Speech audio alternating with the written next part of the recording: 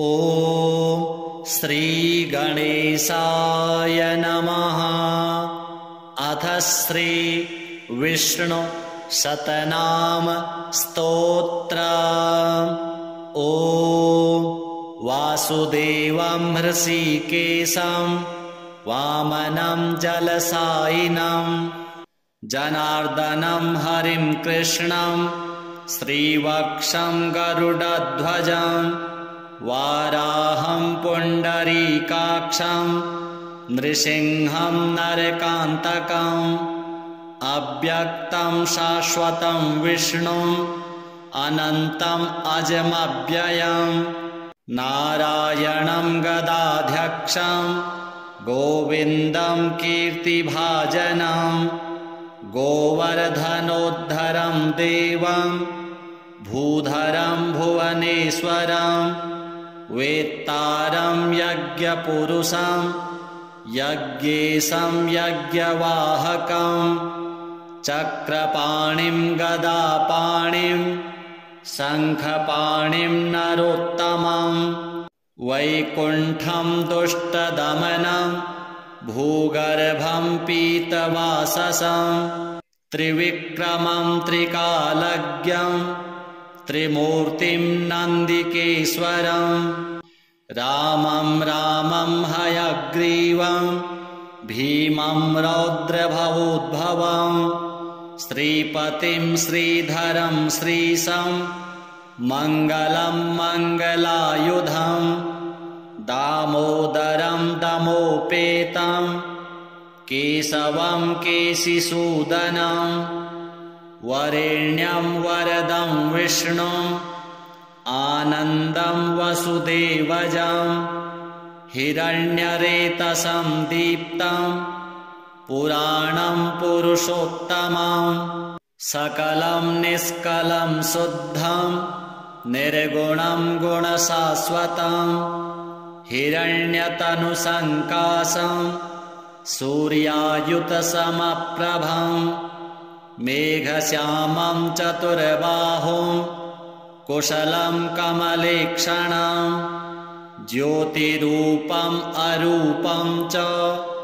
स्वरूपं रूपसंस्थितं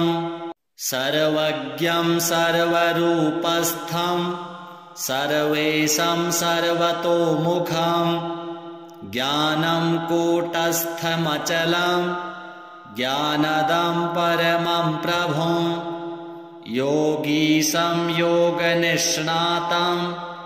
योगिनं योगरूपिणम् ईश्वरं सर्वभूतानां वन्दे भूतमयं प्रभुम्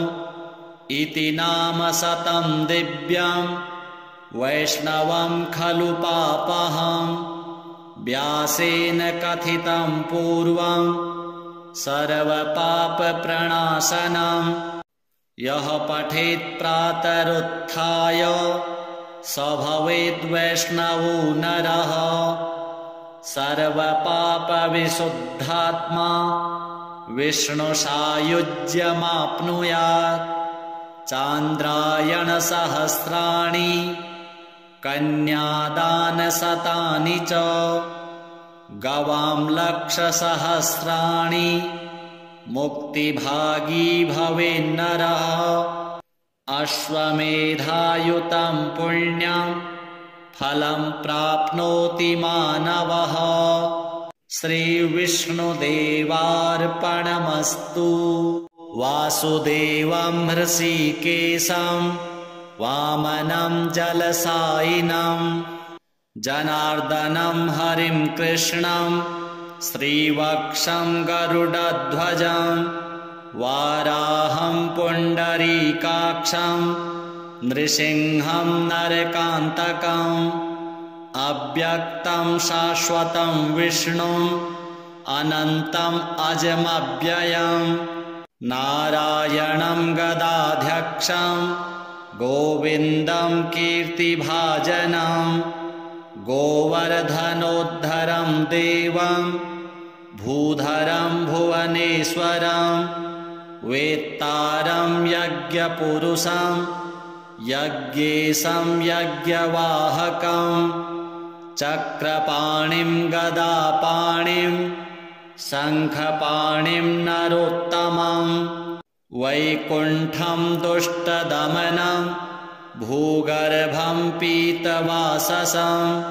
त्रिविक्रमं त्रिकालज्ञं त्रिमूर्तिं नन्दिकेश्वरं रामं रामं हयग्रीवं भीमं रौद्रभवोद्भवं श्रीपतिं श्रीधरं श्रीशं मङ्गलं मङ्गलायुधं दामोदरं दमोपेतं केशवं केशिसूदनं वरेण्यं वरदं विष्णुं आनन्दं वसुदेवजं हिरण्यरेतसं दीप्तं पुराणं पुरुषोत्तमं सकलं निष्कलं शुद्धं निर्गुणं गुणशाश्वतं हिरण्यतनुसङ्काशं सूर्यायुतसमप्रभं मेघश्यामं चतुर्बाहुं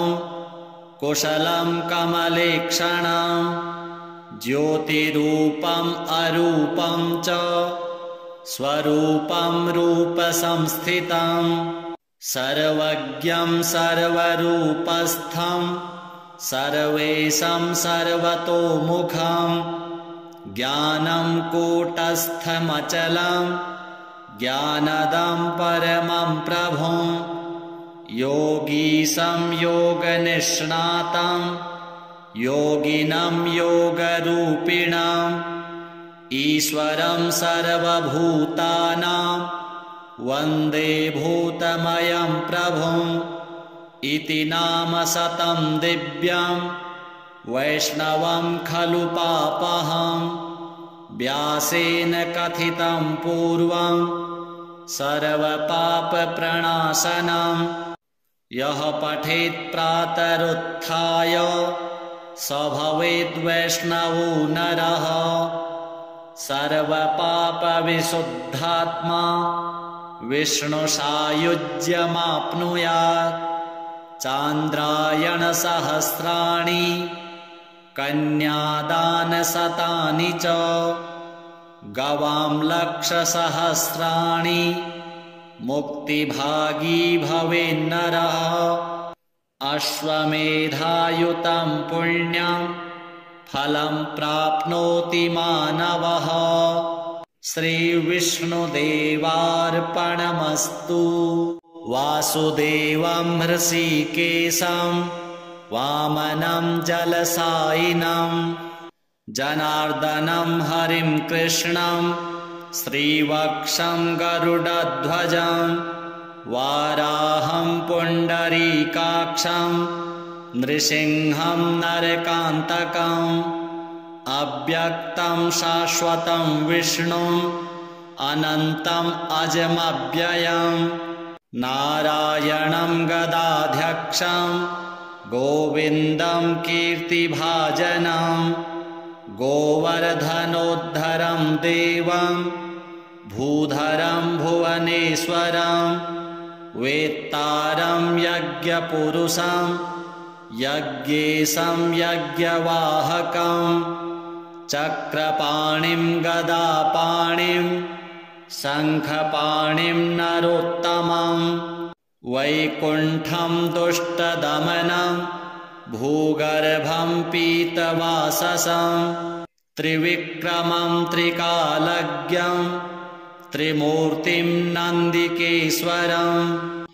रामं रामं हयग्रीवं भीमं रौद्रभवोद्भवं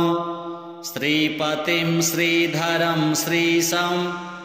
मङ्गलं मङ्गलायुधं दामोदरं दमोपेतं केशवं केशिसूदनं वरेण्यं वरदं विष्णुं आनन्दं वसुदेवजं हिरण्यरेतसं दीप्तं पुराणं पुरुषोत्तमं सकलं निष्कलं शुद्धं निर्गुणं गुणशाश्वतं हिरण्यतनुसङ्काशं सूर्यायुतसमप्रभं मेघश्यामं चतुर्बाहुं कुशलं कमलेक्षणं ज्योतिरूपम् अरूपं च स्वरूपं रूपसंस्थितं सर्वज्ञं सर्वरूपस्थं सर्वेशं सर्वतोमुखं ज्ञानं कूटस्थमचलं ज्ञानदं परमं प्रभुं योगीशं योगनिष्णातं योगिनं योगरूपिणम् ईश्वरं सर्वभूतानां वन्दे भूतमयं प्रभुं इति नाम शतं दिव्यं वैष्णवं खलु पापहं व्यासेन कथितं पूर्वं सर्वपापप्रणाशनं यः पठेत् प्रातरुत्थाय स भवेद्वैष्णवो नरः सर्वपापविशुद्धात्मा विष्णुसायुज्यमाप्नुयात् चान्द्रायणसहस्राणि कन्यादानशतानि च गवां लक्षसहस्राणि मुक्तिभागी भवेन्नरः अश्वमेधायुतं पुण्यं फलं प्राप्नोति मानवः श्रीविष्णुदेवार्पणमस्तु वासुदेवं हृषीकेशं वामनं जलसायिनं जनार्दनं हरिं कृष्णं श्रीवक्षं गरुडध्वजं वाराहं पुण्डरीकाक्षं नृसिंहं नरकान्तकम् अव्यक्तं शाश्वतं विष्णुम् अनन्तम् अजमव्ययम् नारायणं गदाध्यक्षं गोविन्दं कीर्तिभाजनं गोवर्धनोद्धरं देवं भूधरं भुवनेश्वरं वेत्तारं यज्ञपुरुषं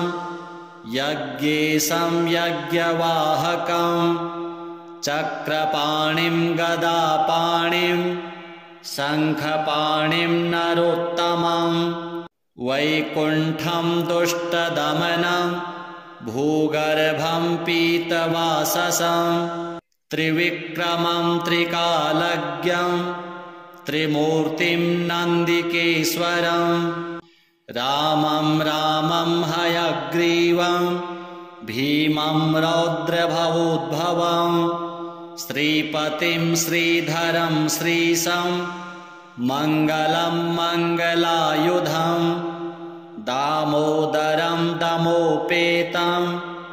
केशवं केशिसूदनं वरेण्यं वरदं विष्णुं आनन्दं वसुदेवजं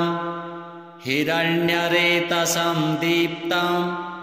पुराणं पुरुषोत्तमं सकलं निष्कलं शुद्धं निर्गुणं गुणशाश्वतं हिरण्यतनुसङ्काशं सूर्यायुतसमप्रभं मेघश्यामं चतुर्बाहुं कुशलं कमलेक्षणं ज्योतिरूपम् अरूपं च स्वरूपं रूपसंस्थितं सर्वज्ञं सर्वरूपस्थं सर्वेशं सर्वतोमुखं ज्ञानं कूटस्थमचलं ज्ञानदं परमं प्रभुं योगीशं योगनिष्णातं योगिनं योगरूपिणम् ईश्वरं सर्वभूतानां वन्दे भूतमयं प्रभुं इति नाम शतं दिव्यं वैष्णवं खलु पापहं व्यासेन कथितं पूर्वं सर्वपापप्रणाशनं यः पठेत् प्रातरुत्थाय स भवेद्वैष्णवो नरः सर्वपापविशुद्धात्मा विष्णुसायुज्यमाप्नुयात् चान्द्रायणसहस्राणि कन्यादानशतानि च गवां लक्षसहस्राणि मुक्तिभागी भवेन्नरः अश्वमेधायुतं पुण्यं फलं प्राप्नोति मानवः श्रीविष्णुदेवार्पणमस्तु। वासुदेवं हृषीकेशं वामनं जलसायिनं जनार्दनं हरिं कृष्णं श्रीवक्षं गरुडध्वजं वाराहं पुण्डरीकाक्षं नृसिंहं नरकान्तकम् अव्यक्तं शाश्वतं विष्णुम् अनन्तम् अजमव्ययम् नारायणं गदाध्यक्षं गोविन्दं कीर्तिभाजनं गोवर्धनोद्धरं देवं भूधरं भुवनेश्वरं वेत्तारं यज्ञपुरुषं यज्ञेशं यज्ञवाहकं चक्रपाणिं गदापाणिं शङ्खपाणिं नरोत्तमं वैकुण्ठं दुष्टदमनं भूगर्भं पीतवाससं त्रिविक्रमं त्रिकालज्ञं त्रिमूर्तिं नन्दिकेश्वरं रामं रामं हयग्रीवं भीमं रौद्रभवोद्भवं श्रीपतिं श्रीधरं श्रीशं मङ्गलं मङ्गलायुधं दामोदरं दमोपेतं केशवं केशिसूदनं वरेण्यं वरदं विष्णुम् आनन्दं वसुदेवजं हिरण्यरेतसं दीप्तं पुराणं पुरुषोत्तमं सकलं निष्कलं शुद्धं निर्गुणं गुणशाश्वतं हिरण्यतनुसङ्काशं सूर्यायुतसमप्रभं मेघश्यामं चतुर्बाहुं कुशलं कमलेक्षणं ज्योतिरूपम् अरूपं च स्वरूपं रूपसंस्थितं सर्वज्ञं सर्वरूपस्थं सर्वेशं सर्वतोमुखं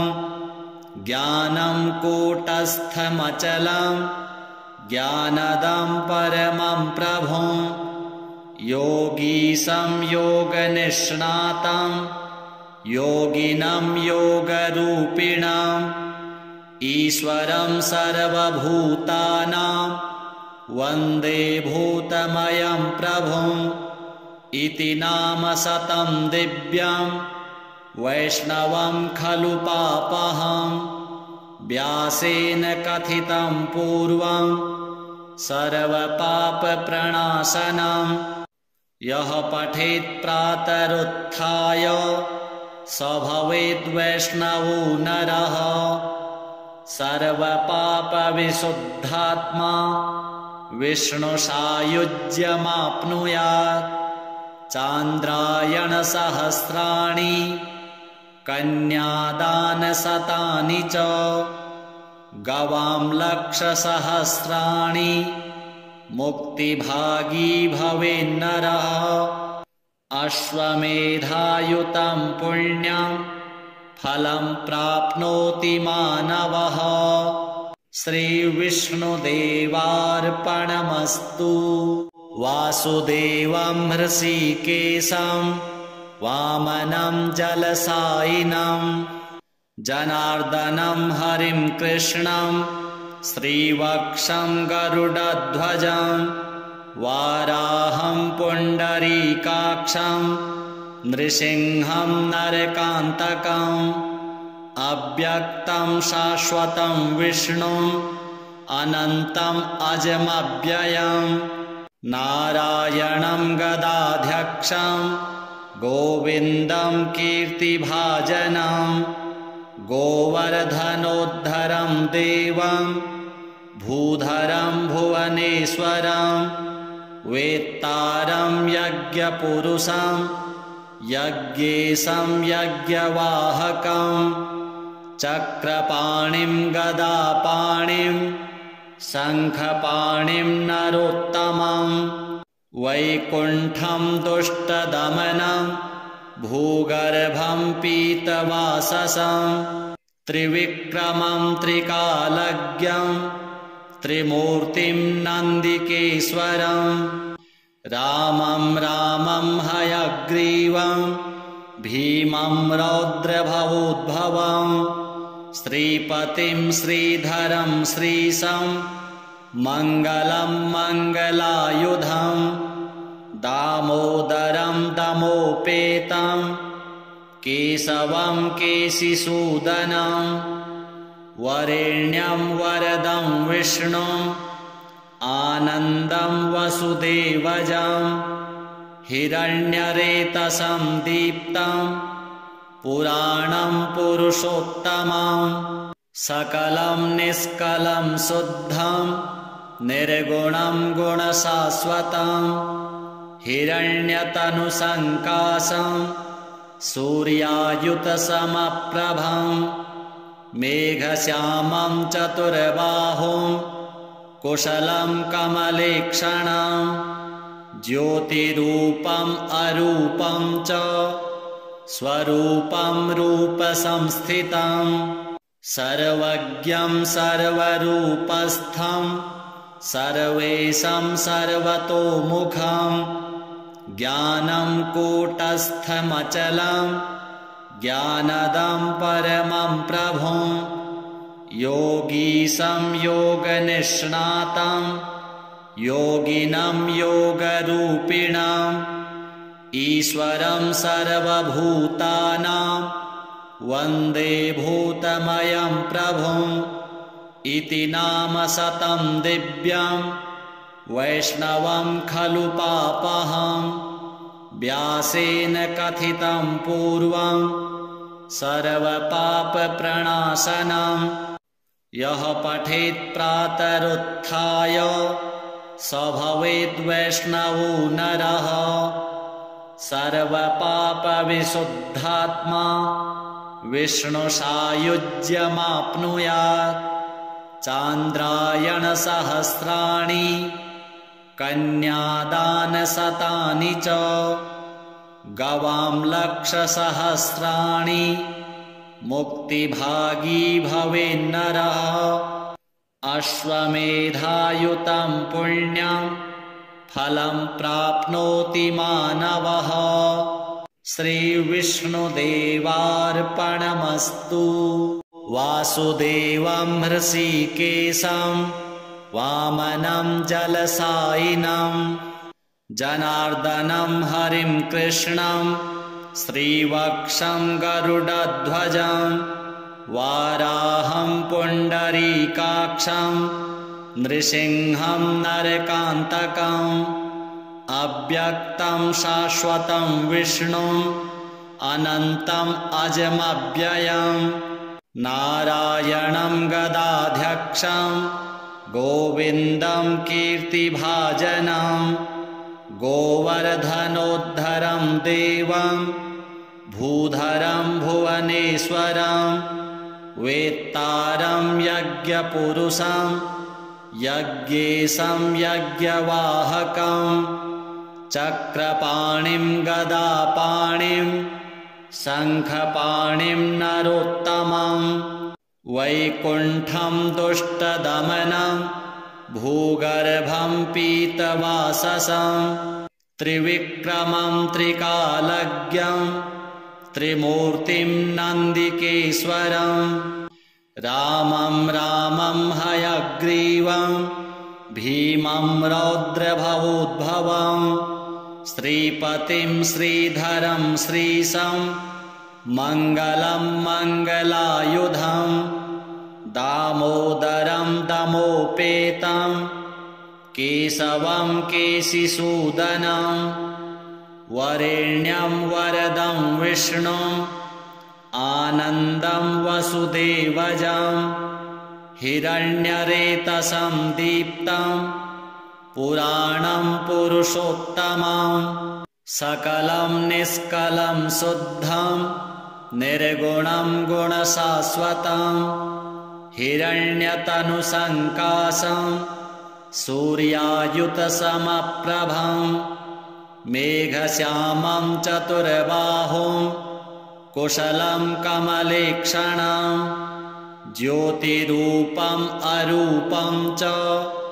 स्वरूपं रूपसंस्थितं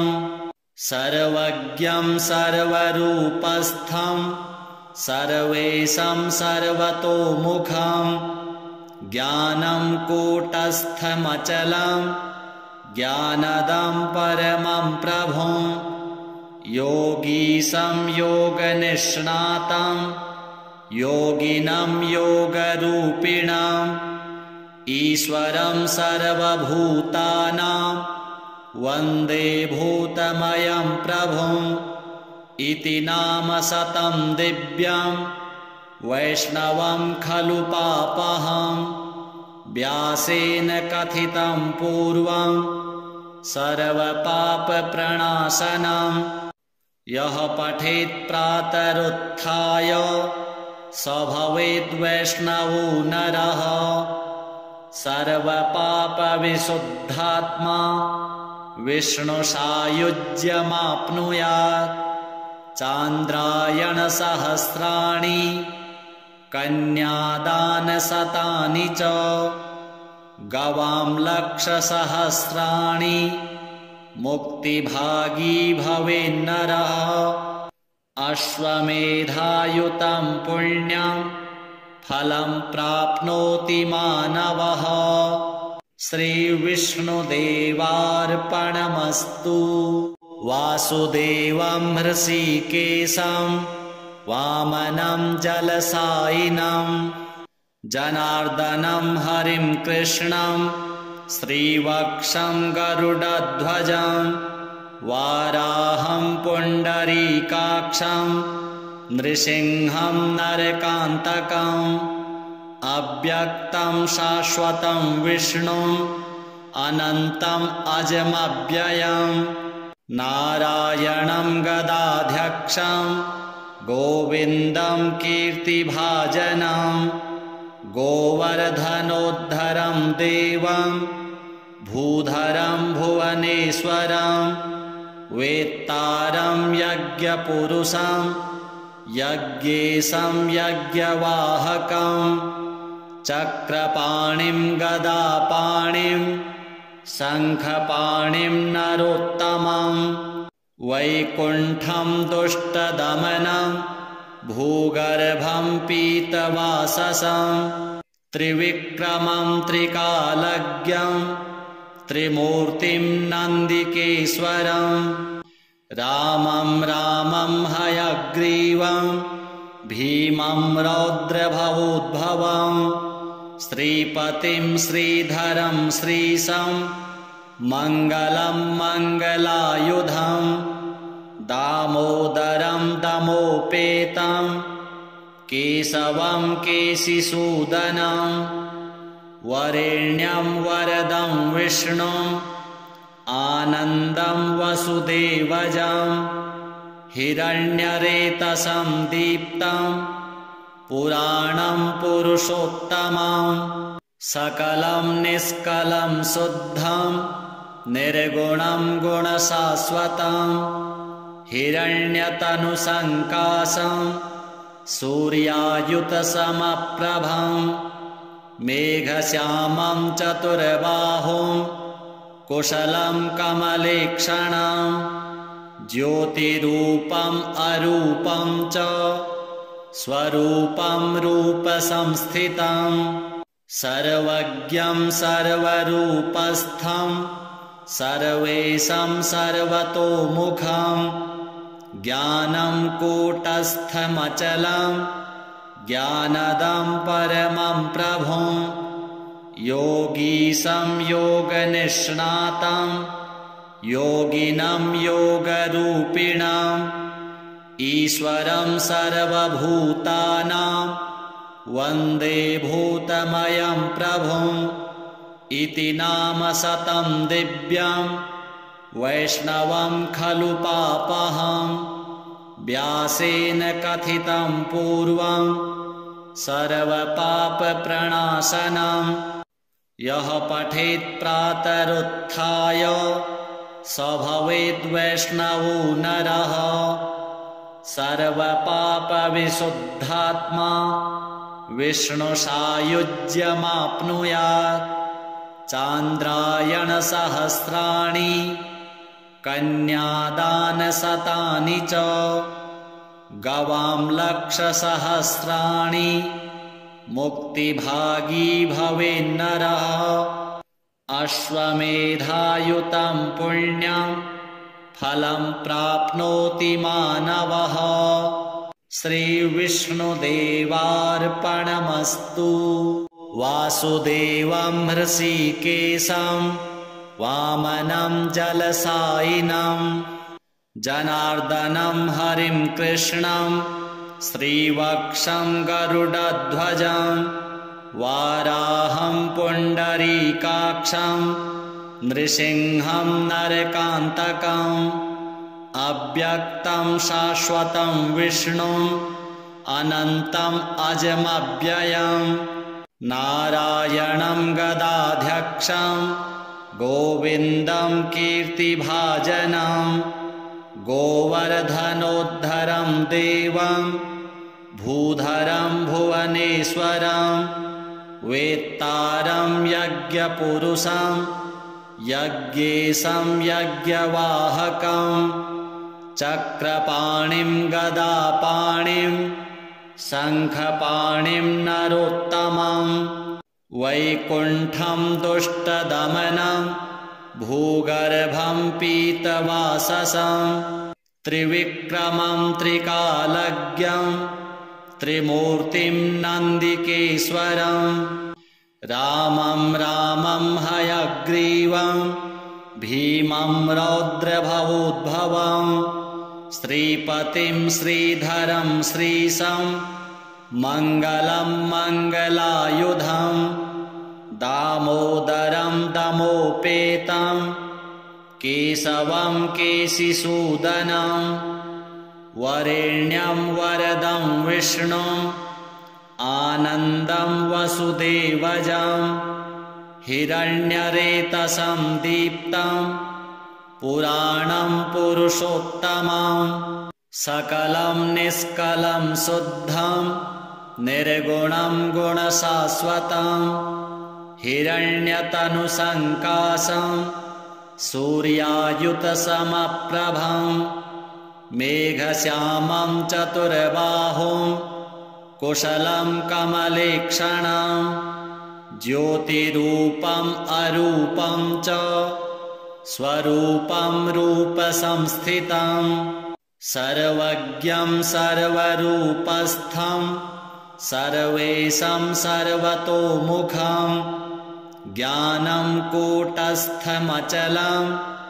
ज्ञानदं परमं प्रभुं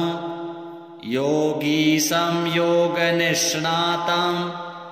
योगिनं योगरूपिणम् ईश्वरं सर्वभूतानां वन्दे भूतमयं प्रभुं इति नाम शतं दिव्यं वैष्णवं खलु पापहं व्यासेन कथितं पूर्वं सर्वपापप्रणाशनं यः पठेत् प्रातरुत्थाय स भवेद्वैष्णवो नरः सर्वपापविशुद्धात्मा विष्णुसायुज्यमाप्नुयात् चान्द्रायणसहस्राणि कन्यादानशतानि च गवां लक्षसहस्राणि मुक्तिभागी भवेन्नरः अश्वमेधायुतं पुण्यं फलं प्राप्नोति मानवः श्रीविष्णुदेवार्पणमस्तु। वासुदेवं हृषीकेशं वामनं जलसायिनं जनार्दनं हरिं कृष्णं श्रीवक्षं गरुडध्वजं वाराहं पुण्डरीकाक्षं नृसिंहं नरकान्तकम् अव्यक्तं शाश्वतं विष्णुम् अनन्तम् अजमव्ययम् नारायणं गदाध्यक्षं गोविन्दं कीर्तिभाजनं गोवर्धनोद्धरं देवं भूधरं भुवनेश्वरं वेत्तारं यज्ञपुरुषं यज्ञेशं यज्ञवाहकं चक्रपाणिं गदापाणिं शङ्खपाणिं नरोत्तमं वैकुण्ठं दुष्टदमनं भूगर्भं पीतवाससं त्रिविक्रमं त्रिकालज्ञं त्रिमूर्तिं नन्दिकेश्वरं रामं रामं हयग्रीवं भीमं रौद्रभवोद्भवं श्रीपतिं श्रीधरं श्रीशं मङ्गलं मङ्गलायुधं दामोदरं दमोपेतं केशवं केशिसूदनं वरेण्यं वरदं विष्णुम् आनन्दं वसुदेवजं हिरण्यरेतसं दीप्तं पुराणं पुरुषोत्तमं सकलं निष्कलं शुद्धं निर्गुणं गुणशाश्वतं हिरण्यतनुसङ्काशं सूर्यायुतसमप्रभं मेघश्यामं चतुर्बाहुं कुशलं कमलेक्षणं ज्योतिरूपम् अरूपं च स्वरूपं रूपसंस्थितं सर्वज्ञं सर्वरूपस्थं सर्वेशं सर्वतोमुखं ज्ञानं कूटस्थमचलं ज्ञानदं परमं प्रभुं योगीशं योगनिष्णातं योगिनं योगरूपिणम् ईश्वरं सर्वभूतानां वन्दे भूतमयं प्रभुम् इति नाम शतं दिव्यं वैष्णवं खलु पापहं व्यासेन कथितं पूर्वं सर्वपापप्रणाशनं यः पठेत् प्रातरुत्थाय स भवेद्वैष्णवो नरः सर्वपापविशुद्धात्मा विष्णुसायुज्यमाप्नुयात् चान्द्रायणसहस्राणि कन्यादानशतानि च गवां लक्षसहस्राणि मुक्तिभागी भवेन्नरः अश्वमेधायुतं पुण्यं फलं प्राप्नोति मानवः श्रीविष्णुदेवार्पणमस्तु। वासुदेवं हृषीकेशं वामनं जलसायिनं जनार्दनं हरिं कृष्णं श्रीवक्षं गरुडध्वजं वाराहं पुण्डरीकाक्षं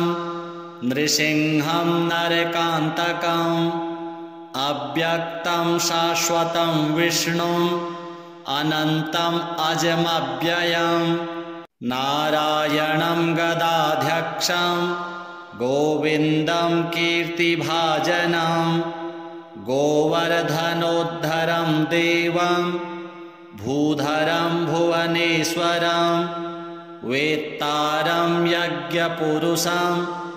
यज्ञेशं यज्ञवाहकं चक्रपाणिं गदापाणिं शङ्खपाणिं नरोत्तमं वैकुण्ठं दुष्टदमनं भूगर्भं पीतवाससं त्रिविक्रमं त्रिकालज्ञं त्रिमूर्तिं नन्दिकेश्वरं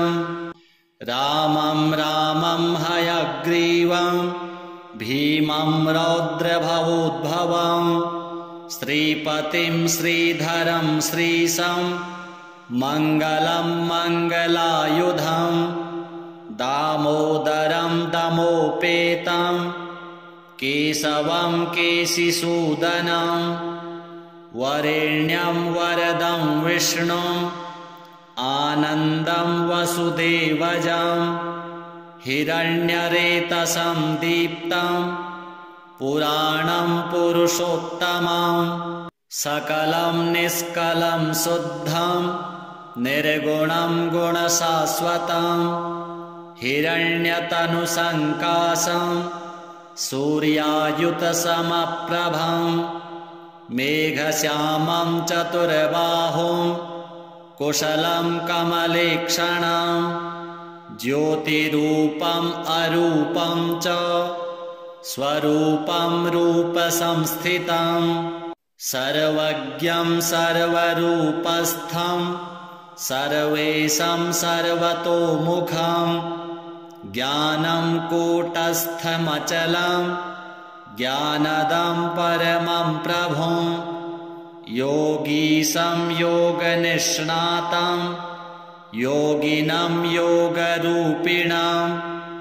ईश्वरं सर्वभूतानां वन्दे भूतमयं प्रभुं इति नाम शतं दिव्यं वैष्णवं खलु पापहं व्यासेन कथितं पूर्वं सर्वपापप्रणाशनं यः पठेत् प्रातरुत्थाय स भवेद्वैष्णवो नरः सर्वपापविशुद्धात्मा विष्णुसायुज्यमाप्नुयात् चान्द्रायणसहस्राणि कन्यादानशतानि च गवां लक्षसहस्राणि मुक्तिभागी भवेन्नरः अश्वमेधायुतं पुण्यं फलं प्राप्नोति मानवः श्रीविष्णुदेवार्पणमस्तु वासुदेवं हृषीकेशं वामनं जलसायिनं जनार्दनं हरिं कृष्णं श्रीवक्षं गरुडध्वजं वाराहं पुण्डरीकाक्षं नृसिंहं नरकान्तकम् अव्यक्तं शाश्वतं विष्णुम् अनन्तम् अजमव्ययं नारायणं गदाध्यक्षं गोविन्दं कीर्तिभाजनं गोवर्धनोद्धरं देवं भूधरं भुवनेश्वरं वेत्तारं यज्ञपुरुषं यज्ञेशं यज्ञवाहकं चक्रपाणिं गदापाणिं शङ्खपाणिं नरोत्तमं वैकुण्ठं दुष्टदमनं भूगर्भं पीतवाससं त्रिविक्रमं त्रिकालज्ञं त्रिमूर्तिं नन्दिकेश्वरं रामं रामं हयग्रीवं भीमं रौद्रभवोद्भवं श्रीपतिं श्रीधरं श्रीशं मङ्गलं मङ्गलायुधं दामोदरं दमोपेतं केशवं केशिसूदनं वरेण्यं वरदं विष्णुम् आनन्दं वसुदेवजं हिरण्यरेतसं दीप्तं पुराणं पुरुषोत्तमं सकलं निष्कलं शुद्धं निर्गुणं गुणशाश्वतं हिरण्यतनुसङ्काशं सूर्यायुतसमप्रभं मेघश्यामं चतुर्बाहुं कुशलं कमलेक्षणं ज्योतिरूपम् अरूपं च स्वरूपं रूपसंस्थितं सर्वज्ञं सर्वरूपस्थं सर्वेशं सर्वतोमुखं ज्ञानं कूटस्थमचलं ज्ञानदं परमं प्रभुं योगीशं योगनिष्णातं योगिनं योगरूपिणम् ईश्वरं सर्वभूतानां वन्दे भूतमयं प्रभुम् इति नाम शतं दिव्यं वैष्णवं खलु पापहं व्यासेन कथितं पूर्वं सर्वपापप्रणाशनं यः पठेत् प्रातरुत्थाय स भवेद्वैष्णवो नरः सर्वपापविशुद्धात्मा विष्णुसायुज्यमाप्नुयात् चान्द्रायणसहस्राणि कन्यादानशतानि च गवां लक्षसहस्राणि मुक्तिभागी भवेन्नरः अश्वमेधायुतं पुण्यं फलं प्राप्नोति मानवः श्रीविष्णुदेवार्पणमस्तु।